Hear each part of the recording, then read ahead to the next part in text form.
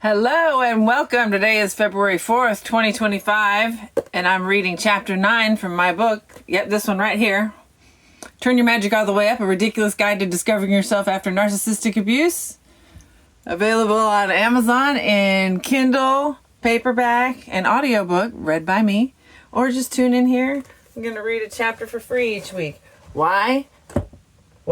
Because I feel like education about narcissistic abuse and narcissists in general is important. Because I made it all the way to my 40s without knowing what a narcissist was. And the waters are very muddied right now. Because the narcissists themselves are muddying them about what a narcissist really is and how they operate. So, I'm laying it all out there for free. Hoping it helps somebody. Because right now, I don't think anyone's watching. But if you are, I love you. Here we go. Chapter 9. Narc number 2, the always sick one, aka 3 restraining orders and a water bottle. Oh, by the way, I wrote this book with a Spotify playlist, and the link to the Spotify playlist will be in my description below. I hope you'll take a listen. And the songs that I associate with each chapter are listed throughout. This one starts with Psychopath by Charlotte Lawrence. Narc number 2 was also a product of good old Tinder because apparently I really like going in circles. Maybe it's a leftover from my barrel racing days. A literal sign that you will continue to follow the same cycles until you recognize it and remove yourself from them. After all, the definition of insanity is doing the same thing over and over again and expecting different results. Remember that I first met Narc number 2 during the break from Narc number 1 in October 2019, pre-COVID. Narc number 2 and I had hit it off in just the same way as Narc number 1 and I had, because narcissists are all the same, which is why I fell for it all over again. I was so sad that I was losing all that quote-unquote color and quote-unquote confidence when I broke it off with Narc number 1 after his fated Disney trip with Jay. My days suddenly seemed so bleak with the prospect of number 1 being gone, but I had found number 2 and it gave me hope that I hadn't lost my ray of sunshine and rainbows after all. At that point, I hadn't yet realized that all that color and rainbow action was coming from me. Remember that narcs mirror you back onto yourself.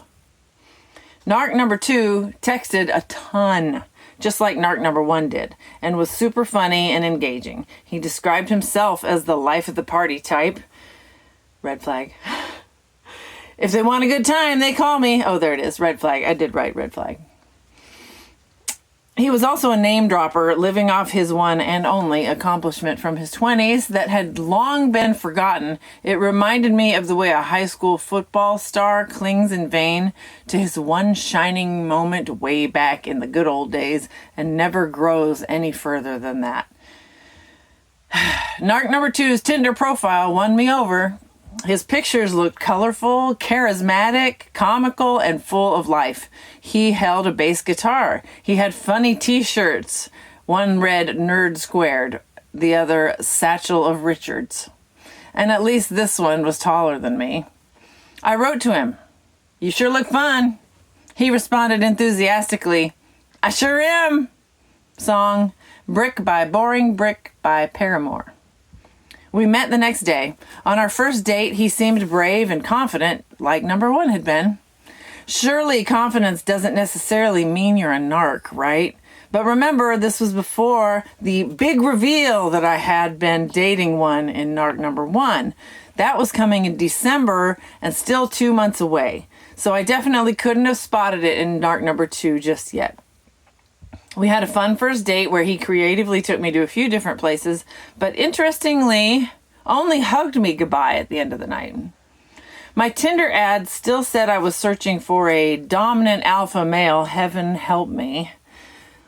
I didn't understand that's not what I really wanted. I just wanted someone with confidence, and I worded it terribly. So this wasn't what I had in mind if he didn't even try for a kiss, but I also found it kind of sweet in that he wasn't trying to pressure me. Because narcs move fast in the idealization/honeymoon phase, We had made a date for nearly every day, and he asked if he should be worried about Narc number one since we had only just broken up. I told him no, believing it wholeheartedly at the time because number one had cheated on me, or so I thought, so there was no way I would let him back in. I didn't know then how weak I was with boundaries, or that my big heart forgave those who didn't deserve it all too easily. Narc number two presented me with one of the most thoughtful gifts I'd ever received. A nice water bottle. This was significant because he had noticed that I had plastic bottles in my car and he'd asked about them. I was cheap and I like to reuse and recycle, so I filled up plastic bottles with water to take to work. On our second date, he presented me with a thermos so that I could have a nice one instead. I mean, love bombing, but all I saw was he paid attention. I didn't see that he was a predator stalking prey and simply setting up the trap. I finally felt seen, and as a narc, he could smell blood in the water when I melted. Although I did wind up going back to narc number one for 2 more months, I was completely upfront and honest with both narcs. This is in parentheses. I was completely honest with all 3 of them, actually. And because of that, I have 0 regrets or guilt. I know that what happened, the way I recount it, is the truth. If it's messy, it's because of them. I don't have multiple storylines to remember because I believe there is power in being brutally honest. There is only one storyline here, and that is the reality that I lived and experienced and took copious notes on because my brain was so scrambled I had to keep it straight somehow. For that long and exciting weekend where I was free of narc number one in October, narc number two and I did all kinds of things. We rode around blasting music. We got some THC drinks and got super high before going to Knott's Berry Farm and riding my favorite roller coaster, Ghost Rider, at night. He told me he loved me way too early on that second date at Knott's, another huge red flag with a narc. I did not tell him that I loved him back because I thought it was far too soon, and I could tell he did not like that. Hashtag Karma Fairy. He knew all the cool places to go in town, so we hit a ton of cute bars around Newport Beach. I was still a new transplant from Texas who was just thrilled to be doing things and getting out of the house. The fun texts never stopped. I was having a ball, even though the first time he kissed me, I felt 0 sparks. Like none. In any way. That was a big disappointment. At least narc number one was a good kisser. I was going to miss that part. Now, to me, chemistry is everything, and it can't be forced or faked. That first kiss is always a tell on whether there's a spark. If you hear noise in the background, that's my cat deciding to play. Right now, when I'm recording. Compatibility is a must. Our first kiss was just a peck. Close-lipped. Kind of weird and cold. I felt nothing, and that concerned me greatly. When I mentioned to him that there had been a lack of spark, he chalked it up to him being nervous and not on his A game. Just wait, it'll get better. Song Wolf in Sheep's Clothing by Set It Off. The start of future faking and one of many instances where I ignored my gut instinct and believed him, gave him another chance. And spoiler alert, it never did get better. But I thought our connection, quote unquote, was special, quote unquote, enough to make it work. There was a red flag moment when number two and I were just hanging out as friends in the early days of our relationship. In the early days of our friendship. He was meeting some of his coworkers at a bar, and I asked him to tone himself down just a little bit because as an empath, I was picking up on how uncomfortable my coworkers were around his crass dick jokes and boisterous, loud personality. I didn't realize it, but I was attempting to set a boundary with him, and in true narc fashion, he walked all over it. When I told him he was making me and others uncomfortable, he just laughed and got louder and basically said that was, quote unquote, just how he was, and to deal with it. A complete lack of empathy from someone who had repeatedly told me how empathic he was. My coworkers decided they'd had enough and went home, and I stored away that memory as significant for a reason I didn't quite know why yet. When I went back to Narc number 1, I told Narc number 2 that I was doing it, that I was giving it one more shot, that I felt number 1 deserved it. Oh boy. I knew Narc number 2 had wanted to try a relationship with me, but my heart was still with number 1. I asked Narc number 2 if he thought we could try just being friends. After all, there had been no spark between us, so friends with someone fun and outgoing sounded great. If it wasn't too hard for him to do, of course. I didn't want to hurt anybody. We did a lot of back and forth about our friendship over the next few months in a sickeningly sweet kind of way. Had he been a normal, loving human. Instead, my fond memories are tainted. I look back now and see he didn't want to lose this ideal source of narcissistic supply, so he was simply biding his time until Narc number 1 inevitably failed somehow. He knew it was coming. Song Dark Horse by Katy Perry. Narc number 1 may have been toxic, but Narc number 2 was downright malevolent, calculating, and evil because he got to watch me experience abuse with number 1, walked me through how to deal with the fallout of what I was experiencing after naming number 1 as a narcissist, so he knew, witnessed me physically collapse on the floor in an emotional breakdown multiple times. Then proceeded to do the exact same thing to me that Narc number 1 had done all over again.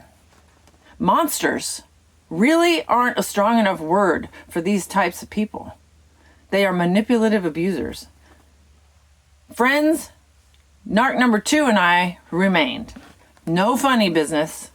Scout's honor. Until the showdown and subsequent breakdown with number 1 at the movie theater at the end of December. On Christmas Day 2019, when a tornado had touched ground in SoCal for the first time in forever, we commented that it was a sign. Ugh, it sure was. Narc number 2 and I finally had the sex that he had been building up to for the past 2 months. And it was bad. And again, he chalked it up to quote-unquote nerves and quote-unquote just wait, it'll get better. Narc number 2 was big with the future faking. Trying to win me over while I was still with Narc number 1, he had told me that if I were to ever get with him, I, quote-unquote, would never have to work again. Honestly, who doesn't like the idea of finally being taken care of and spoiled? I had always been the responsible one. So just him mentioning this gave me hope that maybe, just maybe, I could finally be cared for the way that I had cared for others just once. I was wrong. Narcs are all talk. They love to set you up in situations where they can mention something casually, but if it never materializes well, then that's your fault somehow. They're always waiting for you to make the decision, so that way they aren't ever held accountable. Narc number 2 had an incredibly infuriating habit of forcing me to make all the decisions in our relationship, big or small, even after I asked him not to because it put far too much pressure on me when I was already at emotional capacity. He liked having me decide everything so that he could scoff and tell me my choices were terrible, yet never step up and make any of his own. Again, zero accountability with a narc. It is always your fault. Of course, you can't have all bad times with a narc, otherwise no one would ever fall for their ruse. He and I did all kinds of fun things before COVID shut the world down, and again, I can look back and treasure those memories because that was me. I was real. I am real. I wasn't playing a part or acting a role. I wanted to truly find my person. I genuinely showed up as me to each of these guys because I wanted a real life with them. There's no other way to love and be in a healthy relationship other than being completely and genuinely real, and so I was. Even though I had just got out of a marriage, I wanted to find the one that I could grow old with, laugh with, share life with, and I was so fucking eager to find it, read Love Addicted, that I was willing to overlook a lot. Too fucking much. Song Burn by The Brave. Combine that with all my training on accepting abuse from my childhood, and I was a walking mark for a narc. I take responsibility for myself, but there's no way I could have stopped it back then because I was unaware of what I needed to be aware of. And that, my friends, is why I am sharing all of this. You can't make a life and a future with someone who is only playing a game with you, who isn't really there, who doesn't really exist. With someone who lies, uses, and manipulates you, who is in complete denial about who they are and have a story in their head that is not based in reality. They can justify everything because they are always the victim. You are always the bad guy. These predators exist, and number 2 was good at it. Our relationship started with us hanging out in his room as friends, just talking, my favorite thing. He was giving me everything that I was missing from my marriage, and I ate it up. Because I am an open book, he absorbed everything that I told him, and he tried to act like he was everything I had always wanted in a partner. For a short time, he was able to keep up with that mirage, but this is why I believe in brutal honesty. Lies will always come out. Life lesson number 9. Be completely honest. Always. Lies catch up with you, aka karma is real. There were so many red flags that I explained away. He mentioned that I was the first one he allowed to really touch him, claiming not to like being touched much by any of his previous girlfriends. I found this strange considering he was 50 years old, and that seemed like a long time to be in relationships without touch, but I felt honored. I wonder now if he told me that as a love bombing trick so that I would feel special and keep showering him with attention. Oh, you think? They love to manipulate it out of you rather than just ask for what they want. I am a very touchy-feely person, so I had my hands on him as much as possible, especially if we were sitting on the couch watching TV together. And it was here that I noticed that when he sat down, he often would sit at the far end of the couch, knees bent up under him, feet pointed toward me, physically leaning his body in the opposite direction of me, as if to get as far away from me as possible. I mentioned multiple times that it was hurtful to me when he did that, his body language clearly screaming, "Get the fuck away from me." He just shrugged it off. I gave him space and stayed on my own end of the couch, far from him, because that was obviously what he wanted, but it hurt that 1 minute he wanted me touching him all the time, and the next he was seemingly avoiding me altogether. Narc number 2 had injured his shoulder, and that was the reason he was unemployed. Red flag. The reason for the injury was a bit of karmic justice.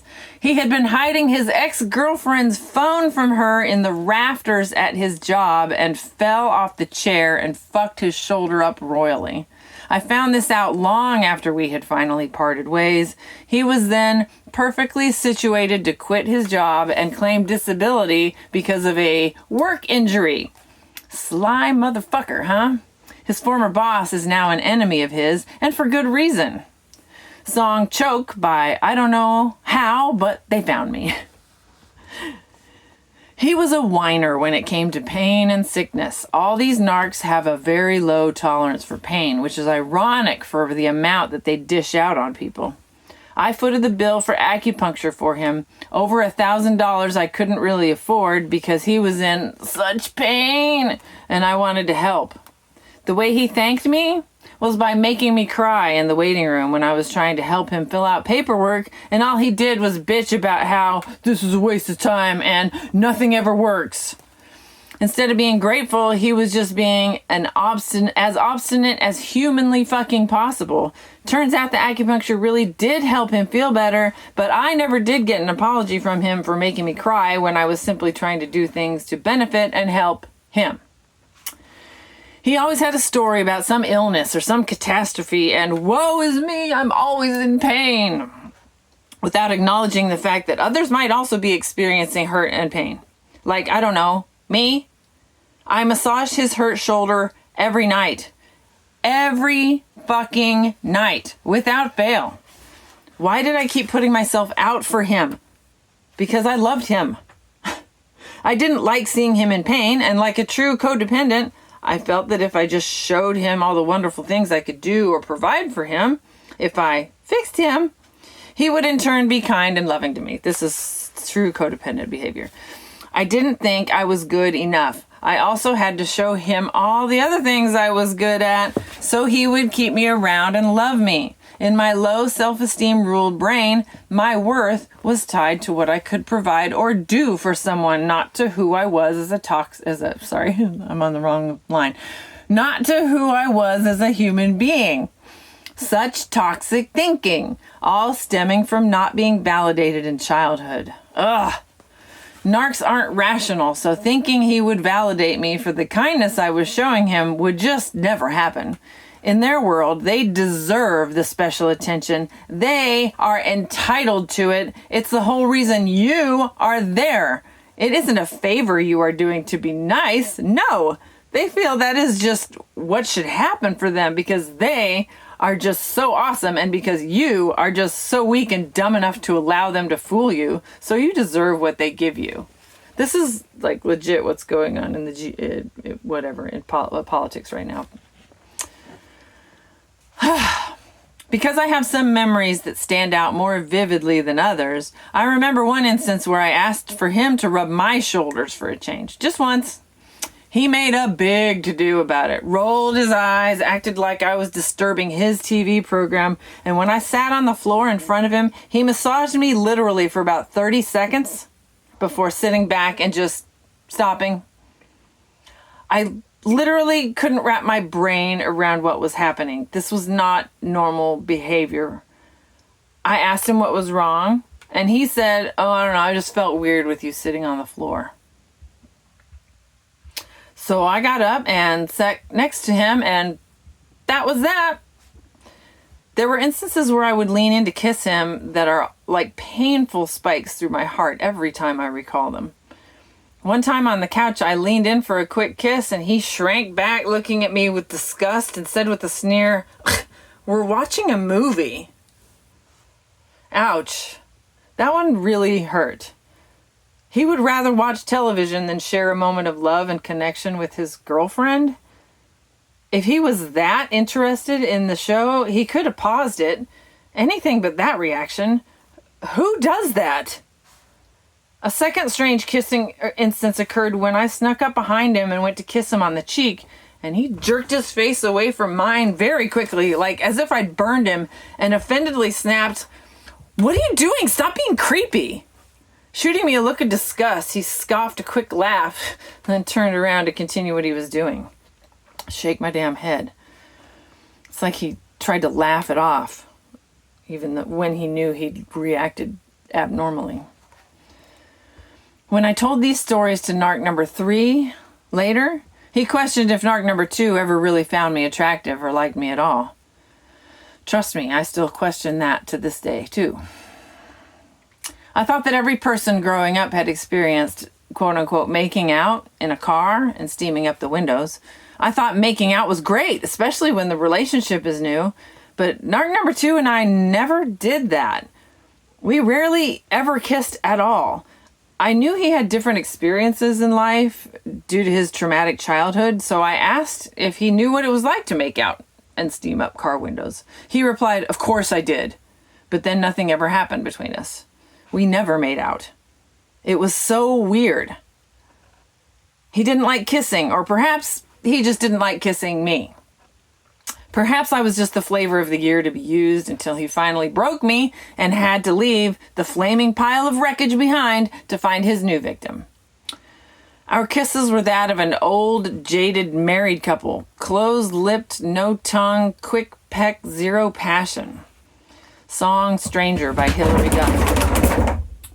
Sorry, my cats. I have a journal note from July 14th, 2020 that reads, "I see people kissing and I cry."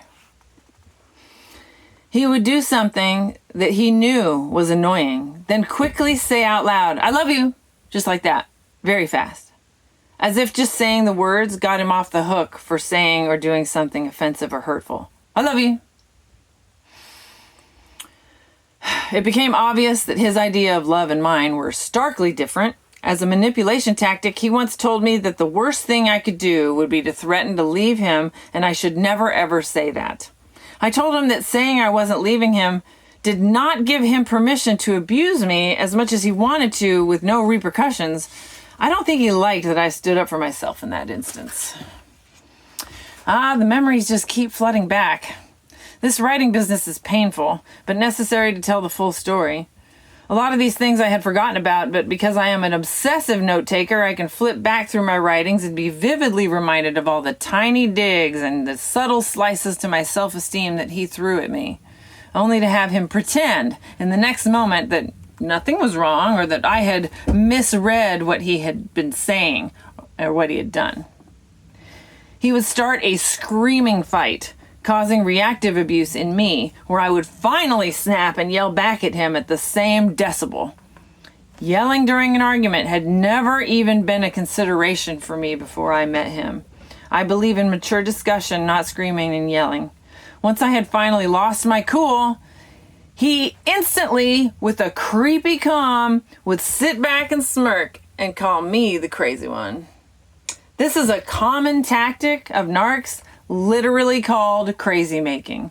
Constantly up and down, I never knew what to expect from him. To say I walked around our home on eggshells was the understatement of the year. Me just forgetting to bring him a spoon one time from the kitchen could set him off as, "You just don't see me!" And suddenly he's sulking all night. He would say, "You're always on your phone. You never put it down." I felt terrible for making him feel like I was not paying enough attention to him, so I made a conscious effort to put my phone down on the table in front of us, face down, only to watch him sit right next to me and play on his phone the rest of the night. The hypocrisy was always astounding, and calling him on it only caused him to rage, so I frequently just held my tongue. I'm sure this sounds familiar to many. He could fart and burp and say, "Hey, I'm just human." But if I did it, he'd curl his lip and sneer at me. Ew, that's gross. Only a month into the relationship, in January 2020, shortly after discovering the devastating truth about narc number 1 and what narcissistic abuse syndrome really was, I had a CPTSD flashback that literally dropped me to my knees in hysterical tears, a full-blown panic attack. Unfortunately, back then, I had a lot of these trauma-related CPTSD breakdowns that debilitated me wherever I was, in public or not. We were in my apartment this time.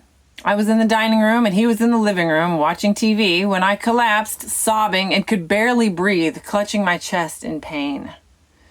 He looked over the back of the sofa at me, crying in a fetal position, rolled his eyes, sighed heavily, and asked, "When are you going to be done with that guy?" He then went right back to watching his TV show. Song Karma by Maud Sun. I mentally explained that one away as well. I mean, who could blame him watching his girlfriend crying over another dude? Didn't even cross my mind that what I would have done would have been the complete opposite. Console, hug, join on the floor, reassure everything would be all right, display support and love in a time when it was needed most. I wasn't going to get that from narc number 2. Apparently, less than the bare minimum was just fine with me. I didn't know that I deserved better. Again, that awesome childhood training came in handy for narcissistic abuse to be accepted and explained away.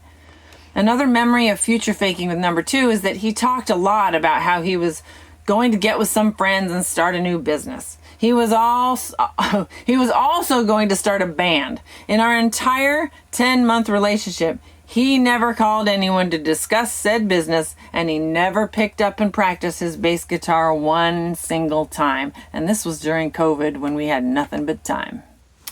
He liked to brag about his large dick. He mentioned his penis a lot, especially if we were at a bar or out with friends. He'd bring it up at least once in casual conversation, seemingly to make everyone uncomfortable.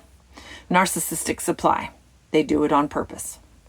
It seemed to be part of his identity, which was odd. He would brag about his past sexual experiences with me when we were hanging out as just friends. I suppose he was trying to woo me over to the dark side with his tales of sexual prowess. I don't know. His tales didn't impress me. They actually kind of scared me. I vividly remember... Oh, God, did I write this one down? Yeah. Ooh. It's been a while since I read this. I don't remember what I wrote. I vividly remember him bragging to me about making one girl squirt blood, which to this day makes my internal organs cramp up. Yikes. I told him that if that was the case, then he was definitely doing it wrong. Also, red flags. Him saying, "Is it wrong to say that girls look prettier after they've been crying?" When I was asking him about his ex-girlfriends, he mentioned how some had abandoned him. In other words, went zero contact, which is exactly what one should do with a narcissist. One was a quote-unquote curled up crying mess when they broke up. One became addicted to pills. He was not on good terms with any of them and recanted a story of one who tried to run him over in the car she had bought him for his birthday one year. He thought that made him colorful. Well, that's one way to put it. Song Decode by Paramore. For all his bragging about his sexual escapades and awesome penis, I can count on one hand the number of times we had sex in 10 months, all while locked together in our apartment during COVID. Narc number 2 withheld sex from me as a form of abuse and control. Perhaps because he had his identity wrapped up in having a big dick, along with all his childhood trauma, which I propose might be because he was born with a big dick and therefore a target by his jealous perpetrators. I speculate that he used his size as a piece of armor to deflect the fact that he couldn't connect with someone emotionally. I know his abuse fucked him up good, and I will forever be angry with his parents for what that innocent child went through. I wish I could say that he broke their cycle of abuse, like he thinks he did, but he did not. He continued what his family had taught him, that bullying, abusing, and terrorizing those closest to you just to be hateful for no reason equals love. I would always be the bad guy because I was going to be the one to leave and quote-unquote abandon him. If I loved him, you see, I would take all the abuse he threw at me and stay anyway, be a ride or die. All I know is I thought it was me. I felt I was doing something wrong, not attractive enough to turn him on, not saying the right thing to let him know I was interested. It was always me accepting blame and him reinforcing that, yeah, it is you because you did this wrong. I had been sexually repressed after being over-medicated for many decades and specifically was looking for dominant in bed, so much so that I had listed that in my Tinder profile like the naive little girl that I was. When I first learned of number 2's size, I used to joke with him that the universe was rewarding me for my patience by presenting to me my person, who also happened to be well endowed. Bonus for me. But he didn't know what to do with it. Unless he was high, of course. But then we were fighting the impotence monster, and sex and drugs are their own chapters for later. In case anyone didn't already know, having a big dick does not equal being good in bed. That requires empathy and a genuine compassion for what your partner is feeling. Things Narc number 2 sorely lacked. He continually presented me with weird, awkward moments that I just didn't know how to handle. He'd walk out of the bathroom waving his dick around and then disappear. He would leave notes about how we are boning tonight or wanna hump, and then he would purposely get me anticipating a sexual event of the sexual evening. And he would purposely get me anticipating a sexual evening only to have it be denied once again. He would pass out early or have some random excuse about why, once again, we were not having sex. These sexual buildups that only led to frustration or unsatisfactory. I can't talk today, guys. Unsatisfactory experiences made me question what the hell was going on. His mind games were working. It was happening every night. Something important to note here is that he was an insomniac. He didn't sleep well, and not for long periods of time when he finally did sleep. So it was a bad sign that every night he was mysteriously too tired or falling asleep to do anything sexual with me. The one time he had sex with me during the day felt so impersonal it damn near felt like rape. Sex with your significant other should not leave you in tears after they've left the room. The quote-unquote leading me on happened so often that it became a maddening pattern. I journaled that it felt like he was doing it on purpose, but cognitive dissonance wouldn't allow me to truly consider that fact. It seemed preposterous to consider that someone I loved, who supposedly loved me, would do such a thing, so I internalized it instead. Song, Jar of Hearts by Christina Perry. It was always something. He was sick, he was sore, he was too tired, he was too high, he was drunk, I didn't make the right move on him, we were too engrossed in a TV show, he was busy playing PS4, etc., etc. COVID hit right around this time, and we were locked in an apartment together 24/7. A brand new relationship. We should have been fucking like rabbits all the time once we were officially together, but we weren't. Instead, I was led on nearly every night with a promise for sex, which to me equaled connection with my partner, only to be denied time and time again. It wasn't just frustrating, it was heartbreaking. It felt like rejection and abandonment every single night, over and over again. I cried myself to sleep nearly every night. It hurt me so much that I wrote him a letter on February 23rd, 2020, after only 2 months together as a couple, professing my frustrations while being very clear about how much I loved and adored him and how I just wanted to feel closer to him. I said that it really hurt me that he kept throwing out sex as a lure only to yank it back from me every single night, and that I only wanted to be closer to him. This letter, this one letter where I was being honest and vulnerable and trying to reach out for connection with him, is what sparked a rage in him like I had never seen from a human being before in my life. Unfortunately, it would be the first of many.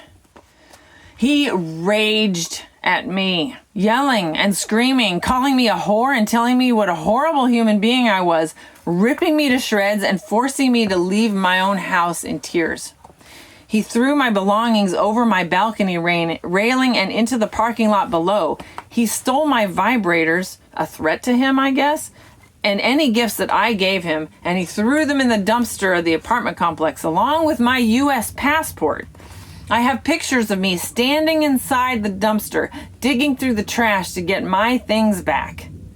It was late at night, and I had nowhere to go, so I escaped by running down to my car and just sat in the dark, crying hysterically while he continued his ranting to me via text. Hours of it. I didn't know arguments could be like that. I'd never experienced anything like that in my life.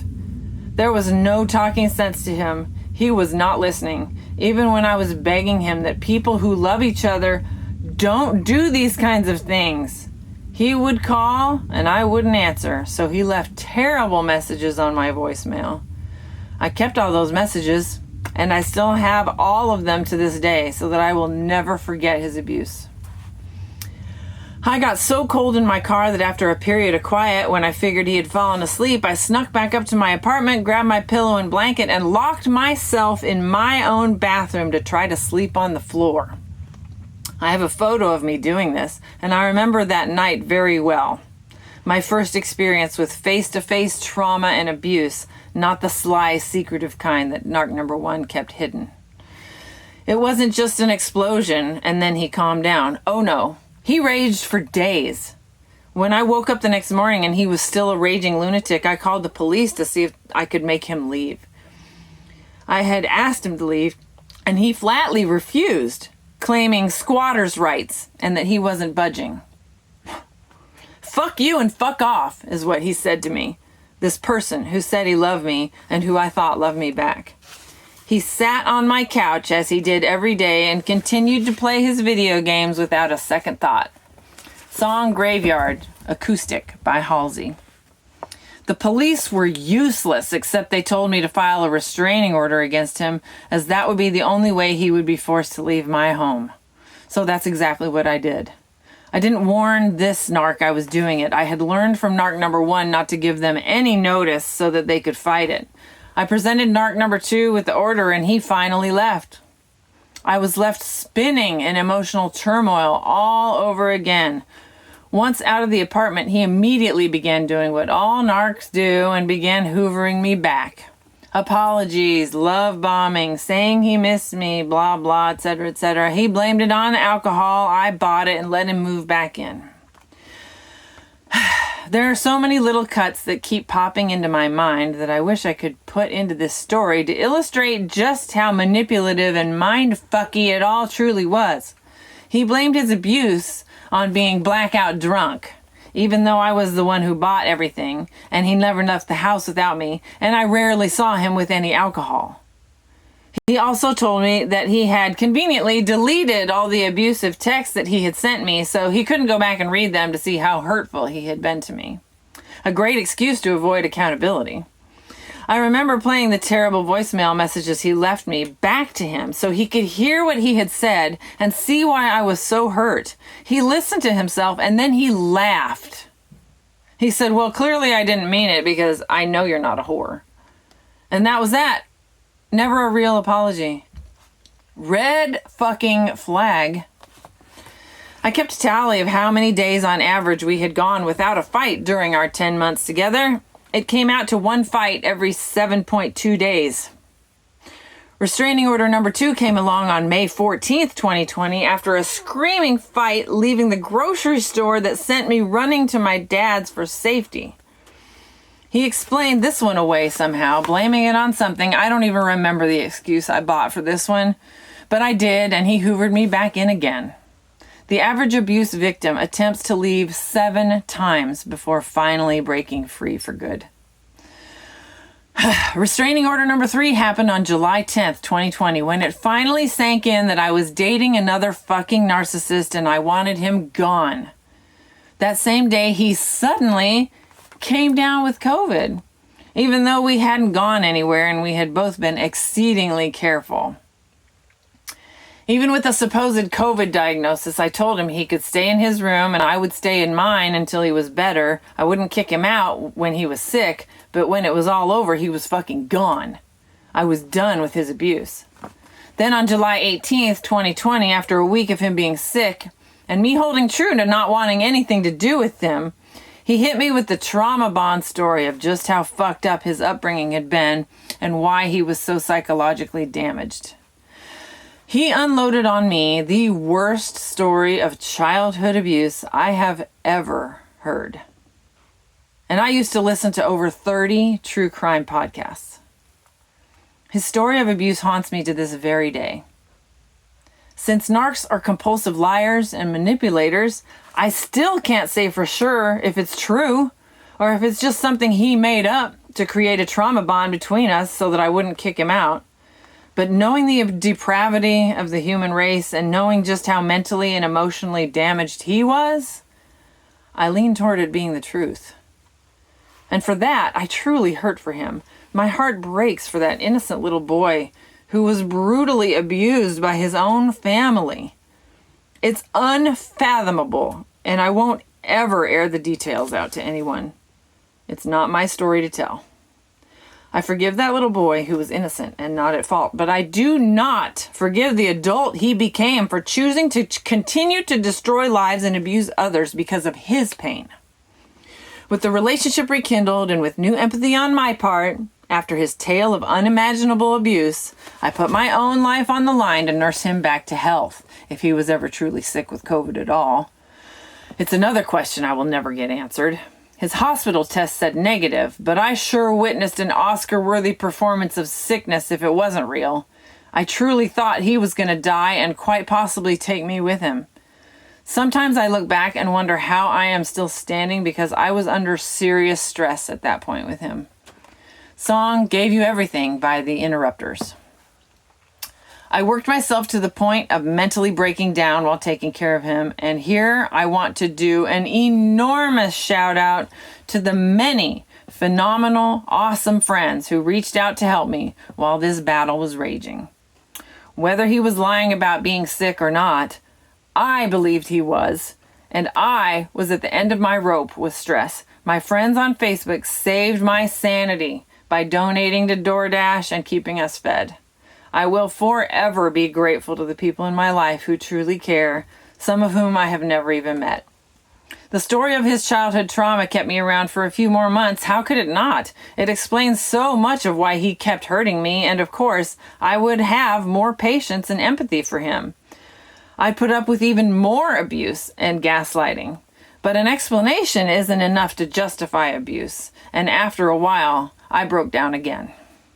The final straw happened when I was finally at the end of my rope on October 3rd, 2020. I was exhausted from him, exhausted from COVID. He had completely turned my brain into scrambled eggs. I didn't know where I was going in life or what I was doing, and I couldn't even speak to anyone without crying. I needed a break, just for one day. Narc number 2 always needed noise of some kind. This is a red flag, by the way. There was never peace and quiet in my house with this, which is something I have found I need to have. It was always TV, radio, video games, etc. It felt like constant chaos. My nerves were constantly frayed and on edge. One day I told him I was taking time to myself, to be in my room alone in peace and quiet, just to read a book, and that he could have the rest of the apartment to himself. I was taking some me time.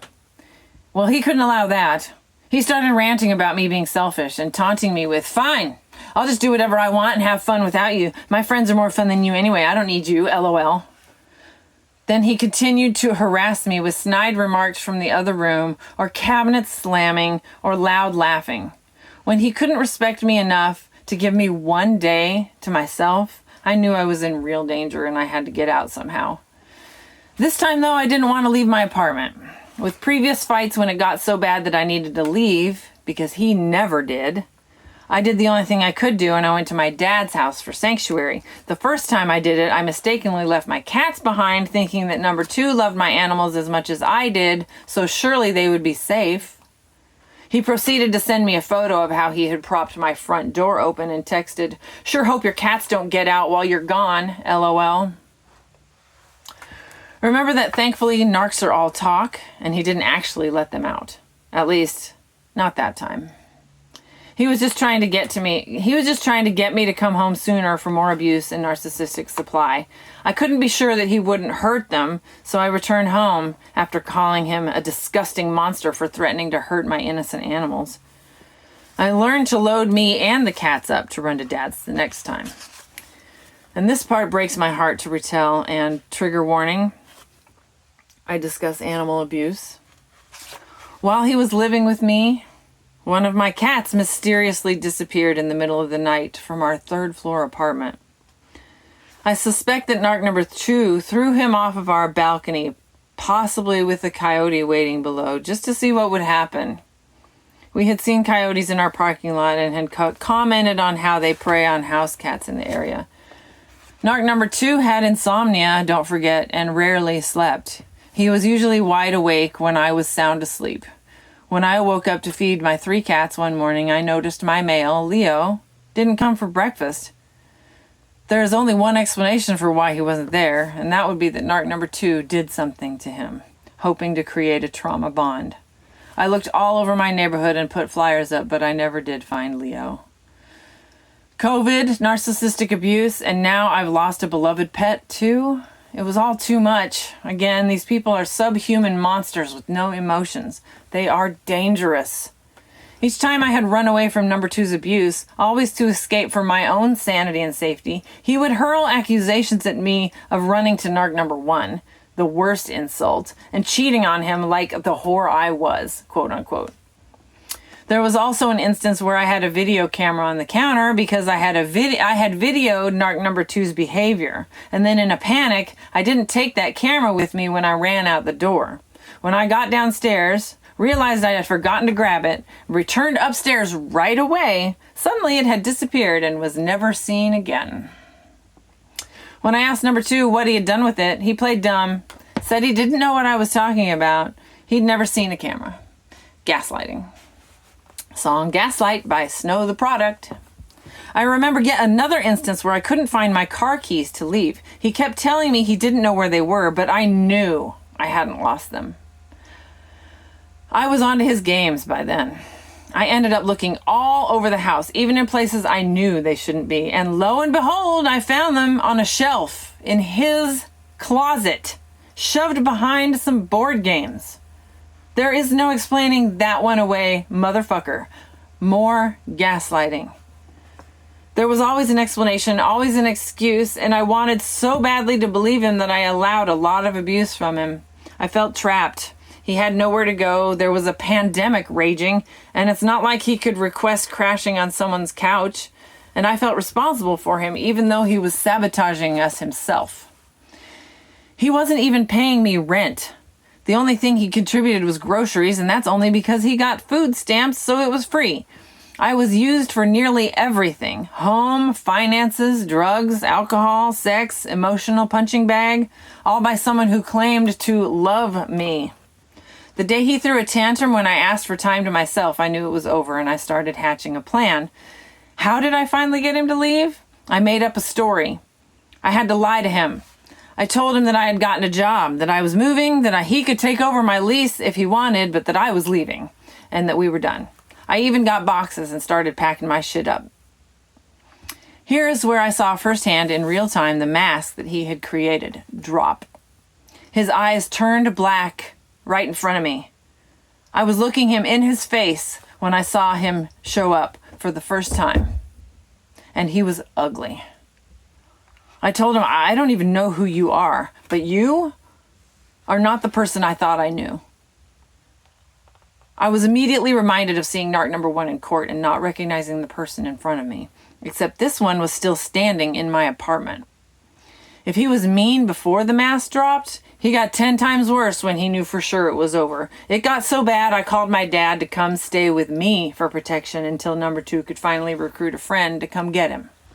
He ranted and slammed things, threw all our notes, gifts, and photos in the trash. He threw out all of our groceries, literally opening cans and dumping them down the drain just so I couldn't have them. The diabolical bastard even poked a hole in a can, shoving it way back on the top shelf of a cabinet so that I didn't know it was there, anticipating that it would rot later and I wouldn't know where the smell was coming from. The joke's on him. I found it the day after he left, and even have pics and a Facebook post to prove that as well. Nice try, ass clown. Before my dad showed up, I had locked myself in my bedroom with the door shut, giving him complete run of the apartment to do as he pleased, even destroy my stuff if he wanted to, just leave me alone in my room. Nope. He couldn't even give me that. Narcs hate boundaries, and he kicked in the door, forced his way into my room, barreled himself into me, forcing me into the far corner of my bedroom with his chest. When he had pushed me into the corner of my room, I felt trapped, so I pushed him away from me with both hands. He took that as an opening to then use his hands and grabbed me by my throat and threw me backwards onto my bed, sneering from above.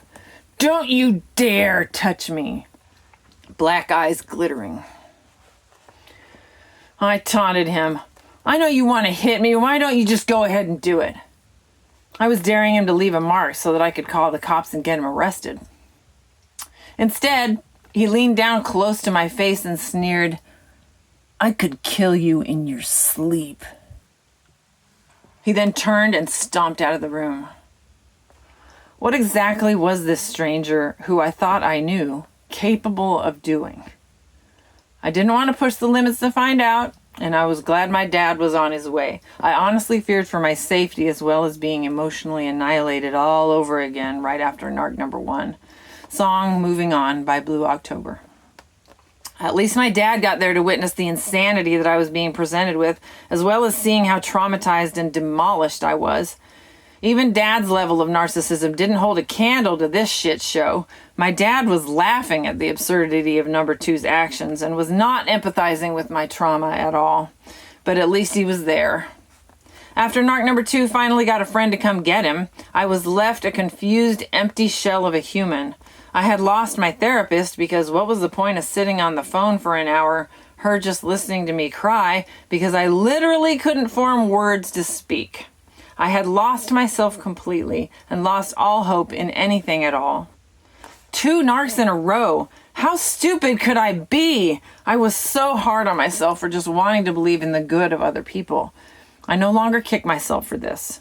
Instead, I am incredibly proud that I had made it all the way into my 40s with an open, generous, loving, giving, albeit naive heart. It took a tremendous amount of courage to build myself back up from number 2 right after number 1.